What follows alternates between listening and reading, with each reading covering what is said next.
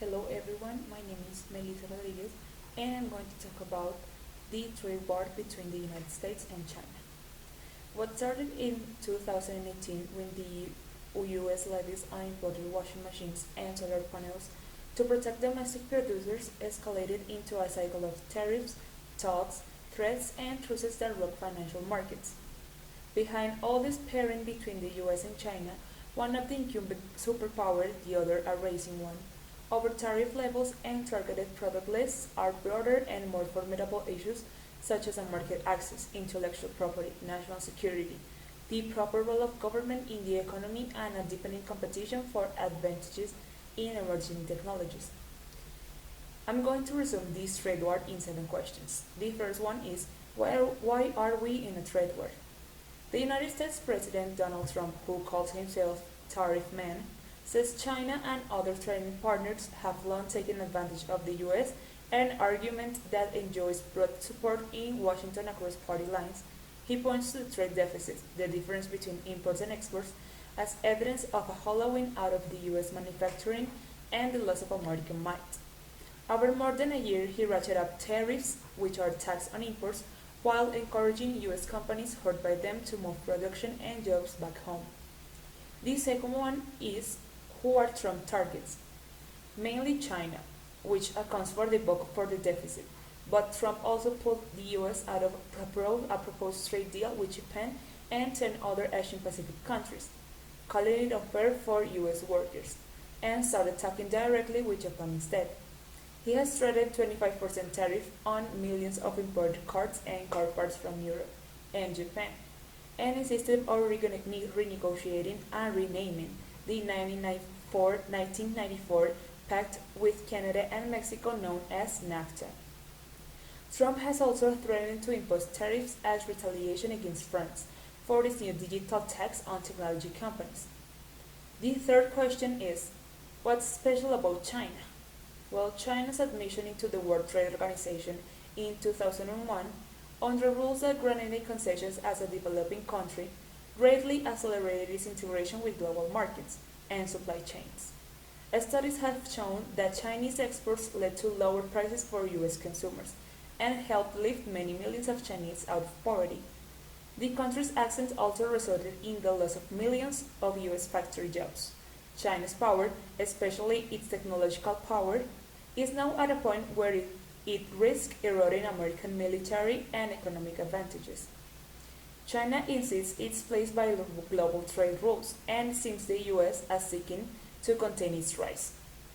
It is accelerating the development of its own high technology industry to be less dependent on the US. The fourth question is, how has the war progressed? Trump first hit steel and aluminum imports from several countries on national security grounds, arguing that a weakened US industry will be less able to build weaponry in a crisis. Tariffs on a good, specifically from China, started in July 2018. China responded in kind. Before that year ended, a truce was called. And a deal seemed to be in the offing. But in May of 2019, Trump started raising tariffs on a scale not seen in decades, provoking further retaliation. Trump and Chinese President Xi Jinping agreed to restart talks. Then Trump, claiming China had failed to keep a promise to buy more from American farmers, threatened a 10% tariff on all remaining imports from China, including clothes, shoes, and electronics. Some took effect on September 1st.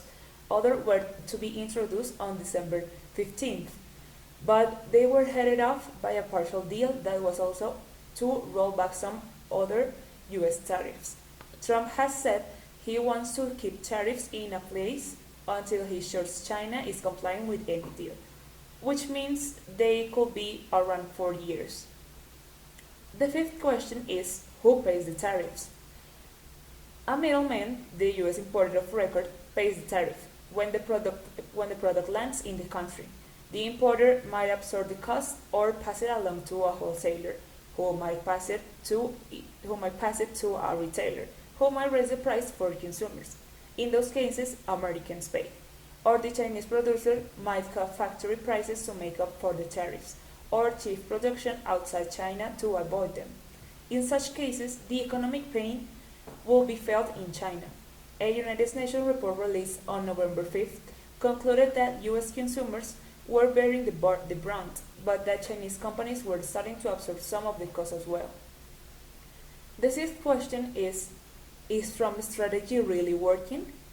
The United States trade deficit increased to a 10-year high of $621 billion in 2018, although the trend may have reversed in 2019 as imports fell dramatically. Meanwhile, American farmers lost markets and income as China and other trading partners raised tariffs in retaliation. Although China committed to buying more farm goods such as soybeans and pork as a part of a Phase 1 deal, reached in December, Trump is holding tight to his view that the trade war is helping the U.S. economy. Although some economists warn of a recession risk, a record expansion continues to defy doomsayers, and the unemployment rate is at its lowest in half a century. And the seventh and final question is, what about China? The pain may be easing.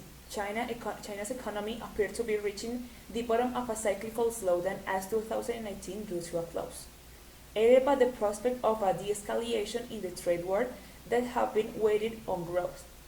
The United Nations report found that exports of Chinese goods hit by the tariff dropped to 25% in the first half of 2019, for a loss of $35 billion.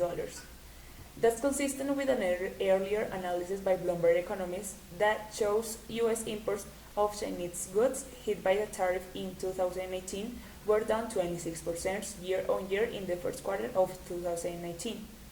In the same period, Taiwan and South Korea saw sales of electronics components accelerate, and Vietnam saw the same with furniture, a sign that tariffs have accelerated the shift of low-end manufacturing out of China.